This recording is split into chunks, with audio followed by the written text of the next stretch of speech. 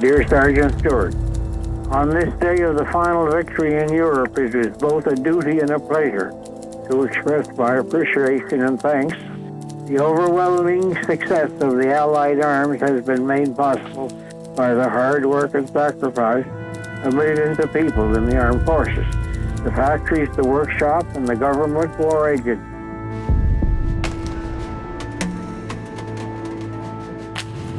On September 10, 1939, Canada declared war on Germany in the aftermath of Hitler's invasion of Poland. Canadian service members, men and women, fought to secure victory on land, air, and sea. At home, Canadian civilians waited anxiously for the return of loved ones and supported the war effort in their communities. By 1945, the world had endured 6 years of war, with tens of millions killed, dreams destroyed, and countries devastated. 6 years of loss, grief, and hardship, but also of strength, camaraderie, and bravery. On May 7, 1945, Germany surrendered unconditionally to the Allied forces. A day later, the official documentation of surrender was signed, and Allied celebrations erupted around the world to mark Victory in Europe Day on May 8th. I was in Brussels on VE Day.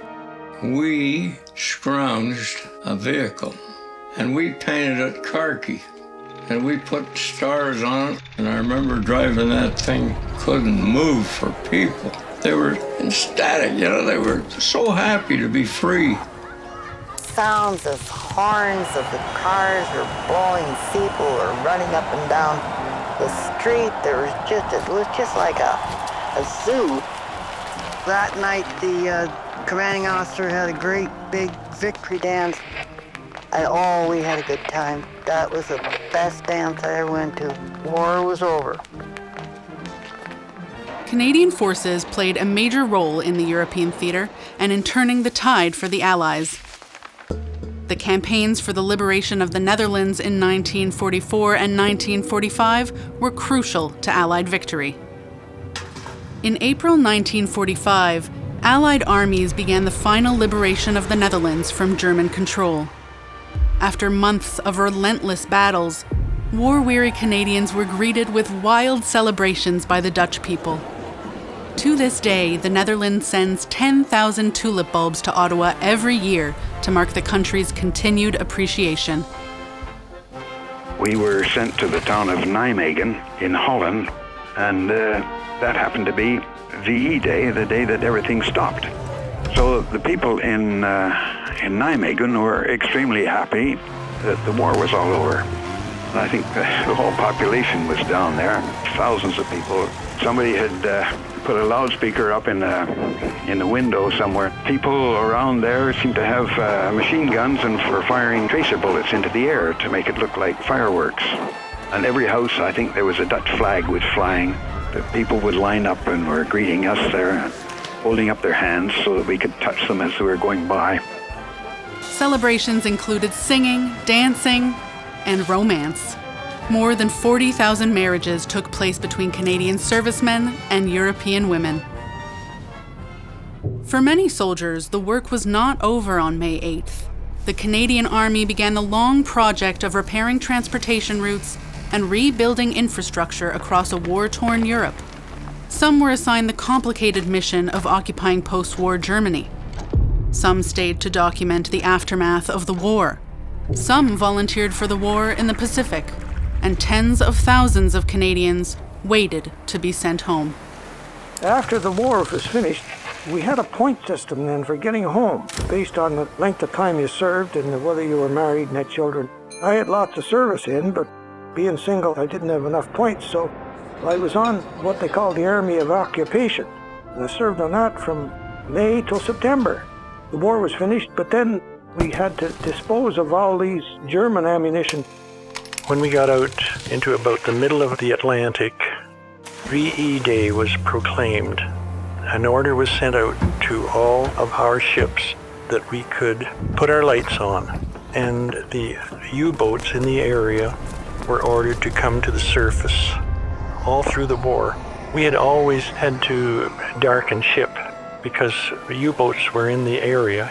I plotted the positions of the U-boats as they were signaled to us. There were quite a few of them right around where our convoy was sailing. When they were coming to the surface, different ships were ordered to escort them into the harbors. It could be Halifax or Pictou, Nova Scotia, or St. John's, Newfoundland. At home in Canada, crowds filled the streets as offices, schools, stores, and factories closed. Across the country, communities held parades, concerts, and spontaneous dance parties. But civilian frustrations over wartime rations and rules tainted some of the festivities.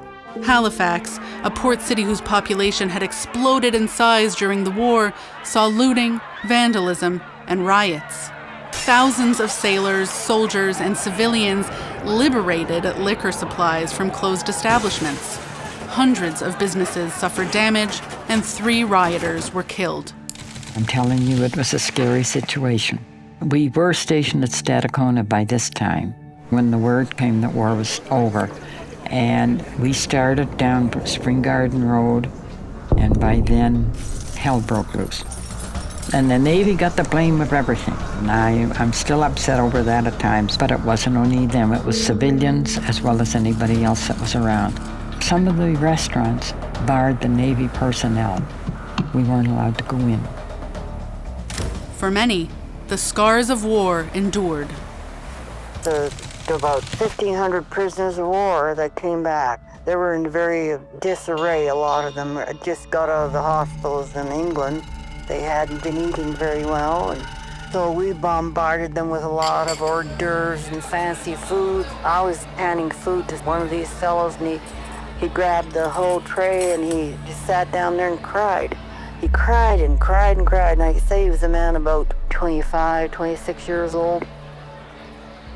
May 8th, 1945, Victory in Europe Day, ended the Second World War for millions. But the war was not over. In the Pacific, war continued through the summer.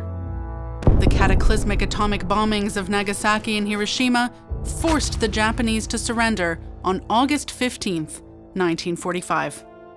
VE Day signified the first conclusion of the war, the end of nearly 6 years of brutality and violence in Europe. Close to 1.1 million Canadians served in uniform, and about 45,000 lost their lives. An entire generation, at home and on the front, participated in the war effort and felt its effects. We continue to honor their powerful legacy. I was in this little trench in Holland, and after all the noise, all of a sudden it became very quiet. No noise, no more firing, no more cannons, no more guns. And I said, how can I convey this noise, this sound? The guns were still that day in May. Not a sound was heard. We raised our eyes in heartfelt thanks to see once more a bird. And as it flew across the plain, its desolation's lair, we knew that deep within our hearts, God was surely there. To you who would destroy our world, though imperfect it be, the curse you bring upon mankind will never set you free. So sound a note of revelry, let muffled drum convey. They died that we might see the sun come up once more each day.